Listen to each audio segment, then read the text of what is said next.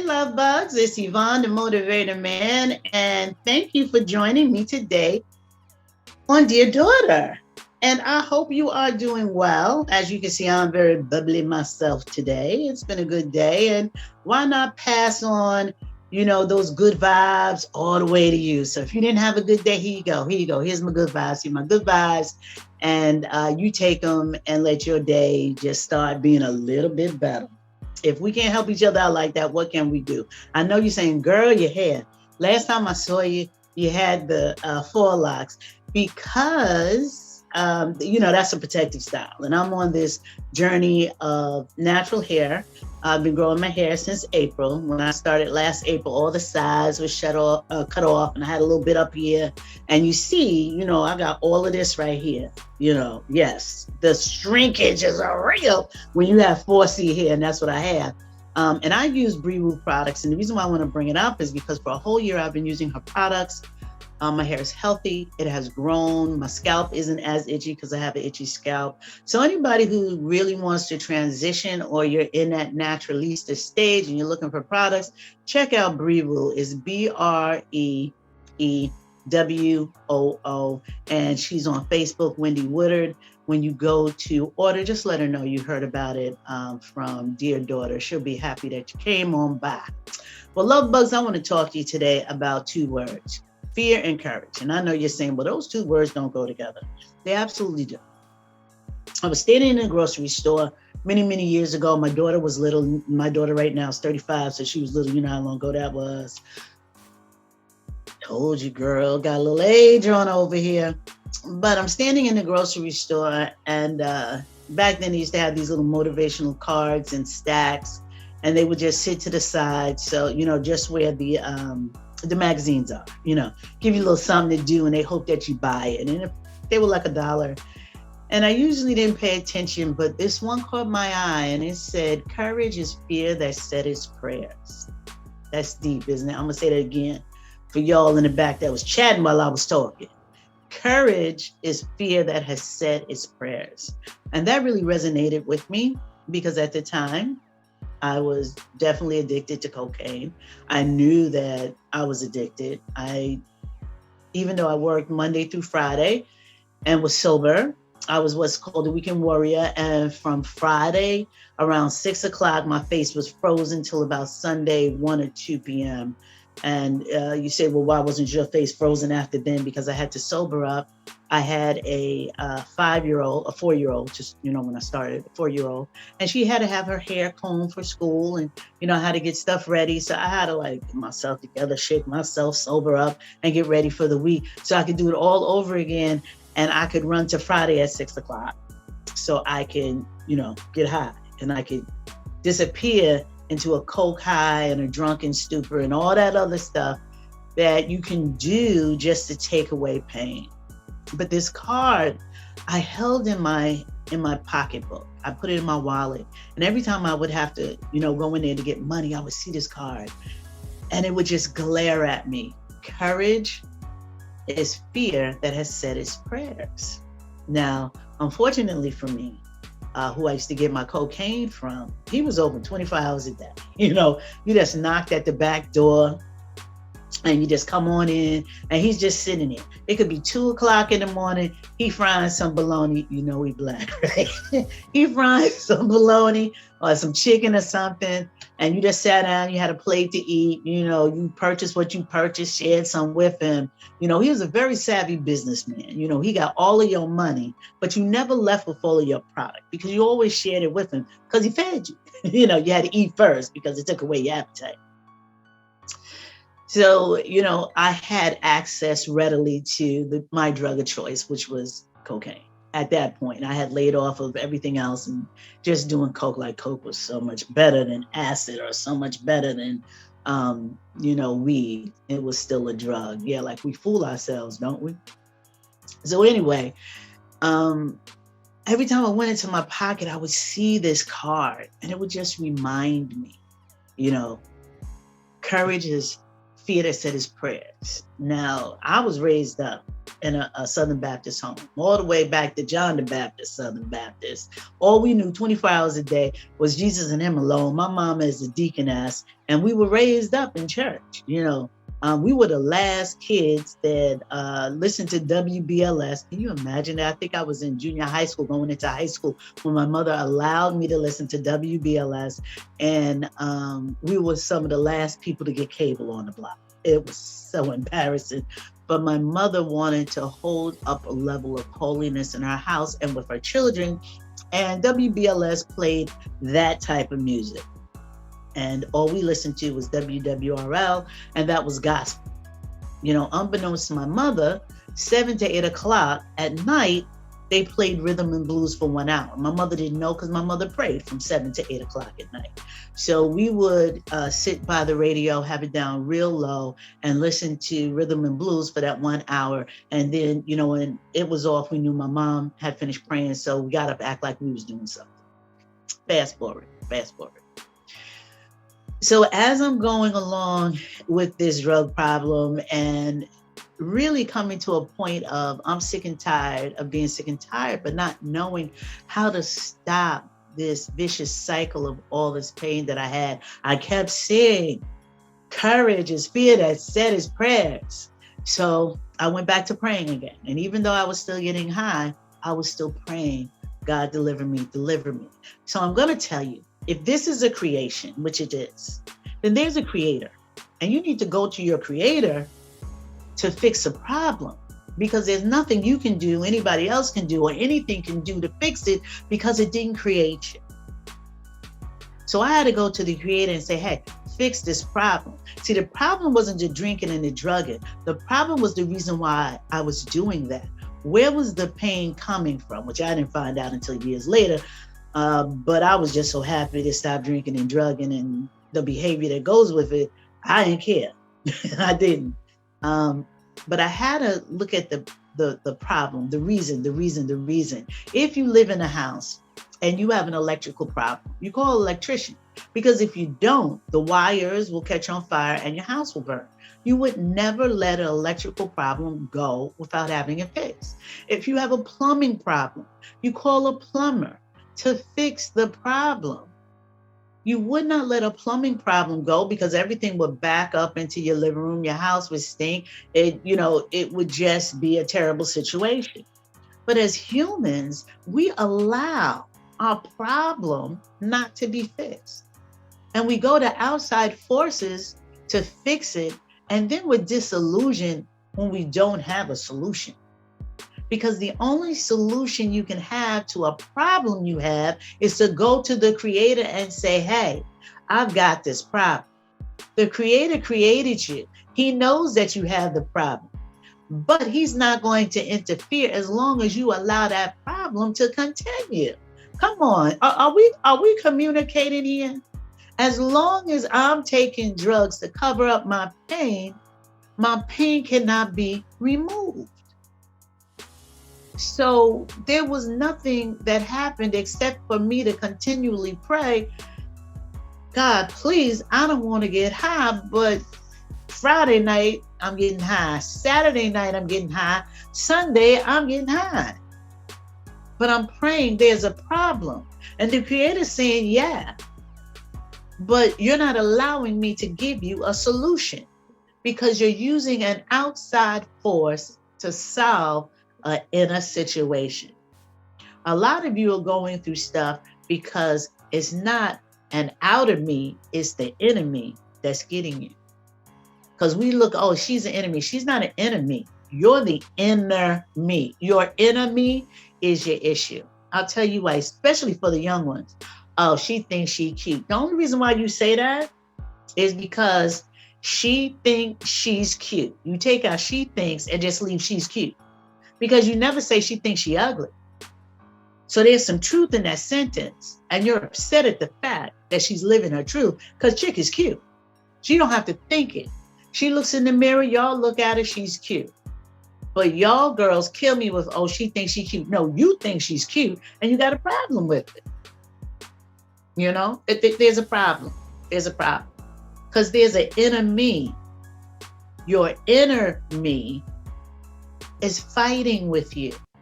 And if there's a problem that needs to be solved, a boy ain't gonna do it. A new dress ain't gonna do it. New shoes aren't gonna do it. A drink isn't gonna do it. A drug isn't gonna do it. You can believe me if you want to, but I tell you, the only drug I have not put into my body has been crack. And that's because one night I went to buy coke and I had crack and I was like, well, I'm just gonna do it. But I was so scared because I had heard all the bad things about crack. Can you believe that? I heard all the bad things about crack, but I'm sniffing coke like a Hoover, a vacuum cleaner, and I didn't use it. But after putting all of the stuff that I put in my body, all the beds that I laid in, nothing changed. Because I had to genuinely go to the Creator and say, this is a problem for me. I'm ready, so ready for this not to be a problem anymore. And no, there wasn't a quick fix. You know why?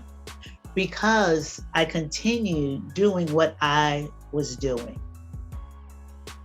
So you cannot go to the plumber and say, hey, you need to fix my plumbing issue in my house, but you're still creating the problem. You're still stuffing stuff down the toilet that shouldn't go, but you're saying to the plumber, I've got an issue. You got to call him. He's got to come to the house. You got to pay him. He has to look at the issue. He has to take that toilet bowl up. He has to clean out all of those pipes so that when you flush, the water goes through. And then you can't go back and keep stuffing toilet tissue down there because you have to go back again to the plumber. Now, because the plumber's getting paid, the plumber's going to keep coming back. And because God loves you, he's always going to listen to you. And you can always come back. But there's going to be a time that you're not going to be given that favor. And the door's going to be shut. And then you're going to be left out there on your own to your own devices. Now, you're already dealing with your own devices, so you know how bad that's going to be. If you have a problem, go to your Creator. I'm in pain. Tell him the truth. The only person you can tell the truth to is your Creator. I call my Creator God. God, I got a problem. I'm in pain. I got a problem. I'm angry. I got a problem. I want to chin check this person. I got a problem. I can't forget. I got a problem. I just want to do all of these things and I can't get them done. You have to give it over to your Creator because you can't do it alone. When I have many, many tasks to get done and I'm overwhelmed, the first thing I stop and do is say, God, give me grace. I take a minute, no matter what's happening. I don't care. You got to go right now. I got to do nothing right now. I take a moment, inhale, exhale. Usually for me, I'll go get some iced tea because iced tea calms everything in my life on. And sure enough, I come back to what I'm doing and I'll be able to prioritize everything because I made my Creator my priority. The one who created you knows exactly what this creation can do, knows its limitations, its boundaries, its assets, and its deficits. When you go to your Creator and you say, I am overwhelmed, your Creator absolutely knows what to do. Will change your whole situation around so you can get done what needs to be done. Not what you want to do, but what needs to be done. So the next time you find yourself in a tizzy, just stop and say, I need grace. I need help. I can't do this alone. And I want you to send me, comments about after saying that what happened. Because I'm going to tell you, it's going to be some good stuff. So we got to go to break. I was going to get some iced tea, but no. We go to break and you come on back. You go get your iced tea, all right?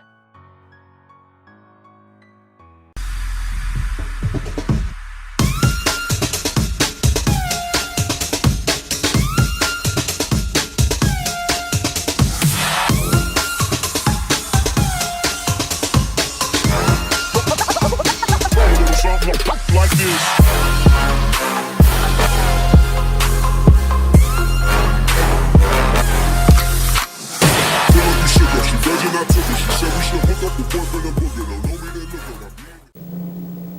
my The one, the only, Magnifico the Magnificent. He will do the super back and forth, up and down, triple somersault. The only such somersault done anywhere, by anyone in any place in the world. And there he goes.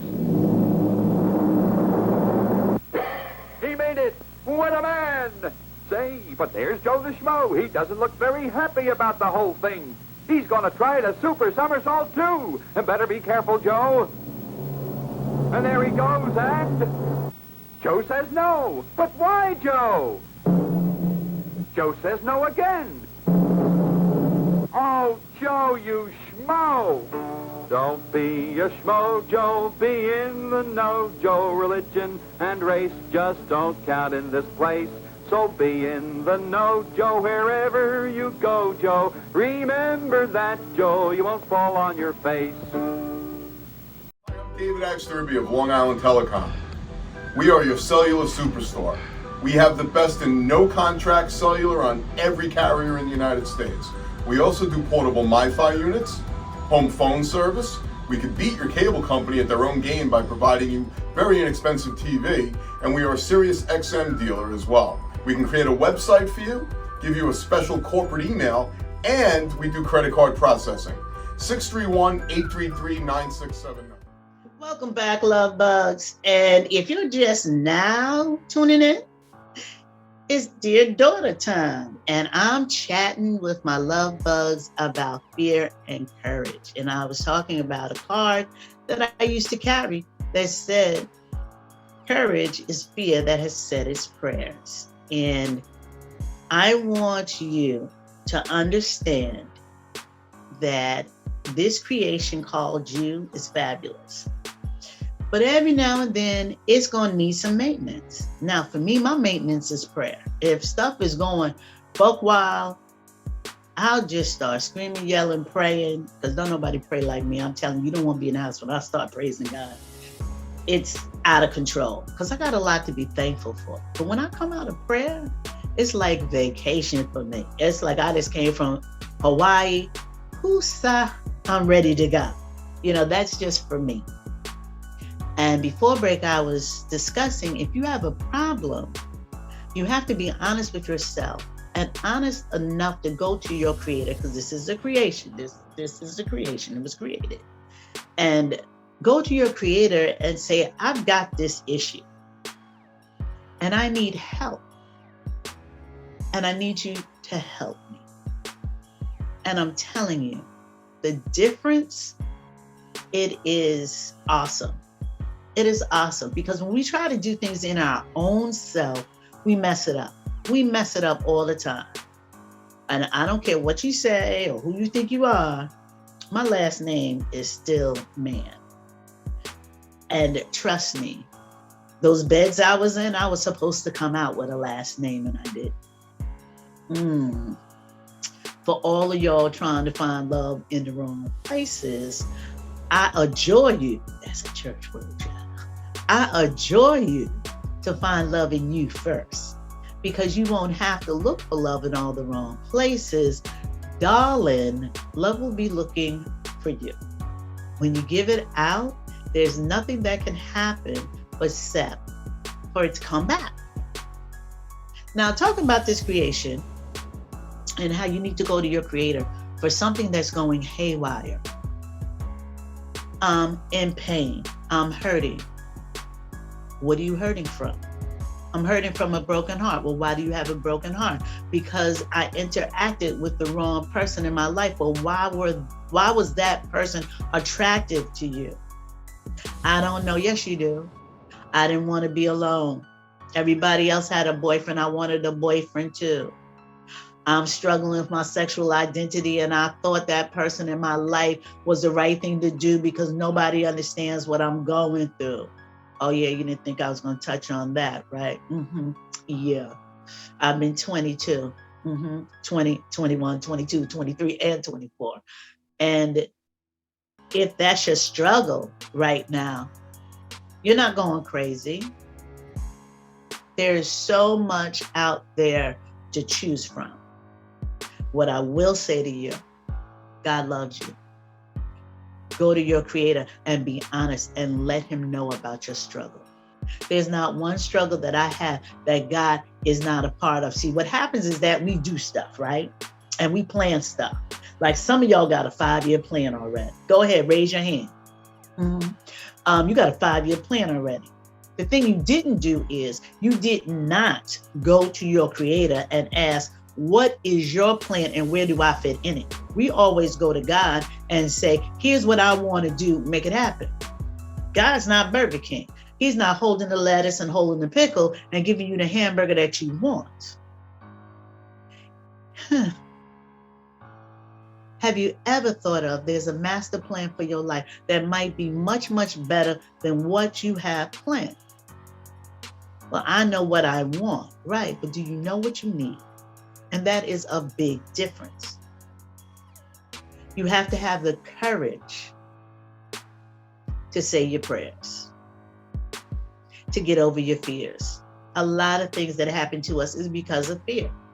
Absolutely. I married the first time. Well, I've only been married once. But when I was younger, I would always say, I never wanted to be married and I never wanted to have any kids. And I announced that from the time I was 18 to the time that I was 23. Now, I said all these other reasons why, but the main truth is I did not think anyone would love me and no one would want to marry me and I would never have children. So if I said that I chose not to be married and not to have any children, that was better than it happening to me. But as God would have it, I am a mother. I do have one child. And yes, I did get married. That marriage was not a marriage I should have had. I did not go to my creator and say, is this the one for my life?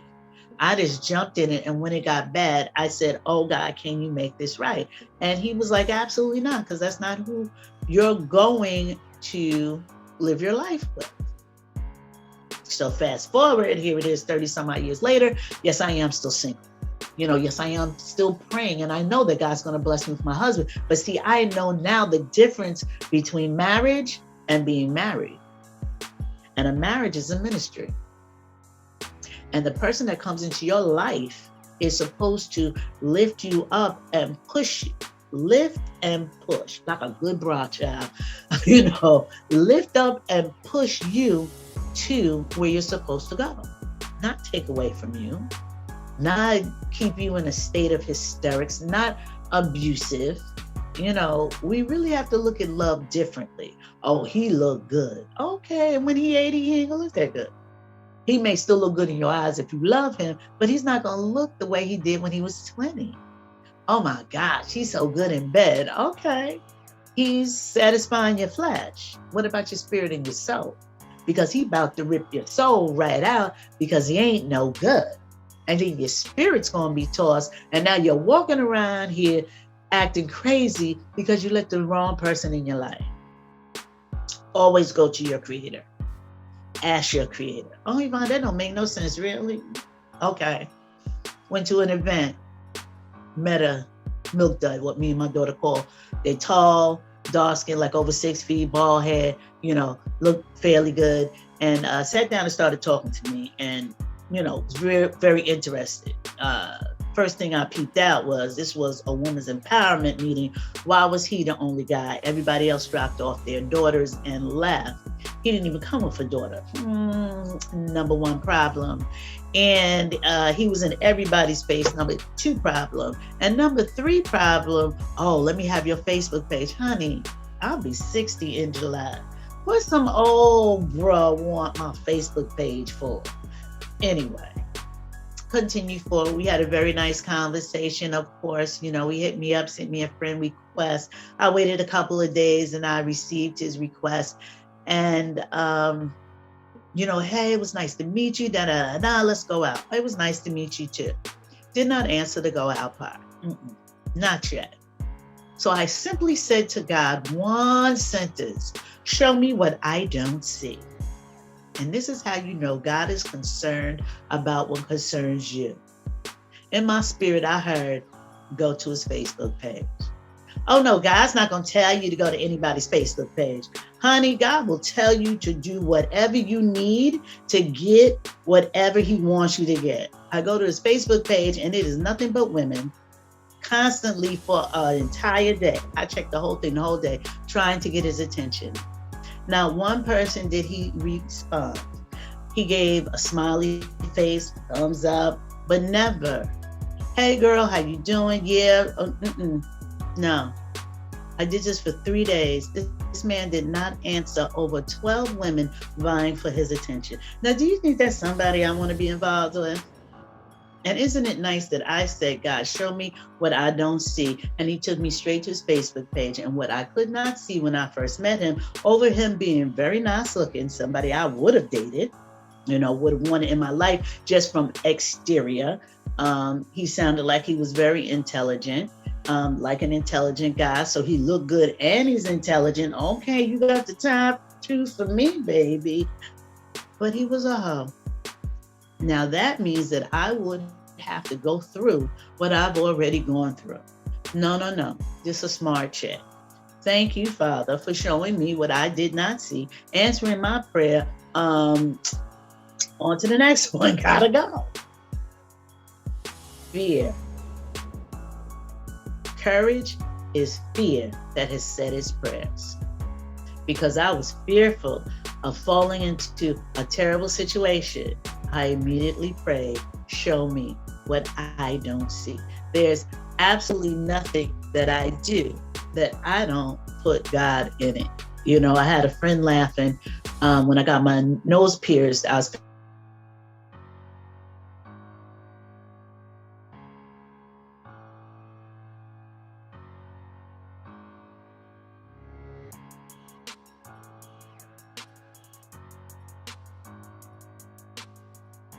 before, almost ready to backslide. I'm so close to outside of church, I can literally smell brimstone, and I felt the heat underneath my booty. That's how close I was to backslide.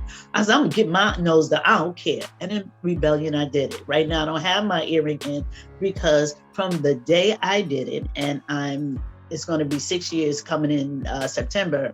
From the day my nose was pierced till today, I have had problems. Why? I did it in rebellion. But I did ask God, is it okay if I do it? But that was after I had the spirit of, I'm gonna do it anyway. So you can go ahead and do it anyway. Do it your way. And then when you run into a brick wall, please, by all means, go to your creator and say, now how do I do it? And please keep me from running into a brick wall again. And I want you guys to send me your comments about this, because it's time for you to stop watching me, and it's time for us to start having a dialogue. I am very accessible to you.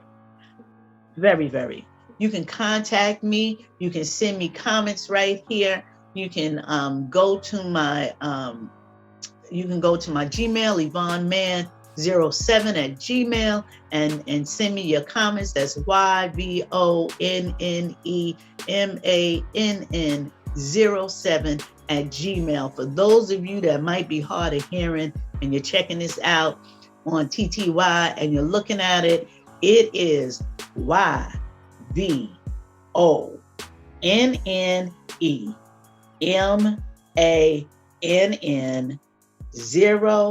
07 at gmail.com. Okay, so now you all know how to contact me.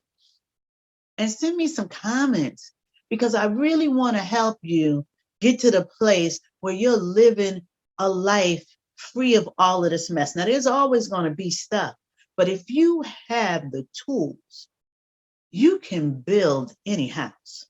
And if you want a house that stands strong, then your foundation has got to be rock solid. And the only foundation you have that's rock solid is God. You build that house on God, I'm telling you, the storms will come and you will stand. Because, baby, this chick right here has survived some stuff, and I'm still standing. And it's not one day that I wake up that I don't thank God, especially in the time of COVID. If you open up your eyes, you get out of that bed and you're able to go somewhere, even if you're working at home, and you get to walk over to that table to put that laptop on, and just to make them think you're working, because you know you ain't working from home all the time. I ain't gonna tell nobody. But if you can do that, there's no reason for you not to face the day with yoo-hoo. Come on. We have to get to a place of healing.